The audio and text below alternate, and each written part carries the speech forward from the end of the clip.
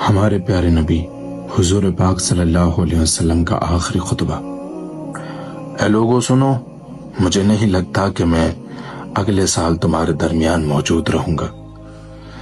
میری باتوں کو بہت غور سے سنو اور ان کو ان لوگوں تک پہنچاؤ جو یہاں نہیں پہنچ سکے۔ کسی کو تنگ نہ کرو، کسی کا نقصان نہ کرو، تاکہ تم بھی محفوظ رہو۔ یاد رکھو تمہیں اللہ سے ملنا ہے اور اللہ تعالیٰ تم سے تمہارے اعمال کے بارے میں سوال کرے گا۔ اللہ نے سود کو ختم کر دیا ہے، اس لیے آج سے سارا سود ختم کر دو۔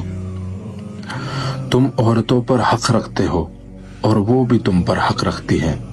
جب وہ اپنے حقوق پورا کر رہی ہیں تو تم بھی ان کی ساری ذمہ داریاں پوری کرو۔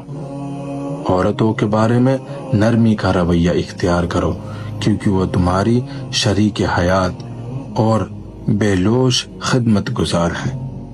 ابھی زنا کے قریب مت جانا۔ لوگوں میری بات غور سے سنو، صرف اللہ کی عبادت کرو، 5 فرض نمازیں پوری کرو، رمضان کے روزے رکھو، زکوٰۃ ادا کرتے رہو، اگر استطاعت ہو تو حج کرو۔ ہر مسلمان دوسرے مسلمان کا بھائی ہے۔ تم سب اللہ کی نظر میں برابر ہو، برتری صرف تقوی کی وجہ سے ہے۔ یاد رکھو تم سب کو ایک دن اللہ کے سامنے اپنے اعمال کا جواب دہی کے لیے حاضر ہونا ہے۔ خبردار رہو، میرے بعد گمراہ نہ ہو جانا۔ میں تمہارے لیے 2 چیزیں چھوڑ کر جا رہا ہوں، قرآن اور میری سنت۔ اگر تم نے ان کی پیروی یعنی ان پر عمل کیا تو کبھی گمراہ نہیں ہوگے۔ یاد رکھنا میرے بعد کوئی نبی نہیں آنے والا اور نہ ہی کوئی دین لایا جائے گا۔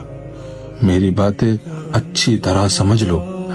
سنو تم لوگ جو موجود ہو، اس بات کو اگلے لوگوں تک پہنچانا اور وہ اس بات کو اگلے لوگوں تک پہنچائیں، اور یہ ممکن ہے کہ بعد والے میری بات کو پہلے والوں سے زیادہ بہتر سمجھ کر عمل کر سکیں۔ پھر آپ نے آسمان کی طرف اپنا مبارک چہرہ اٹھایا اور کہا، اے اللہ گواہ رہنا، میں نے تیرا پیغام تیرے بندوں تک پہنچا دی۔ میں اپنے نبی صلی اللہ علیہ وسلم کا فرمان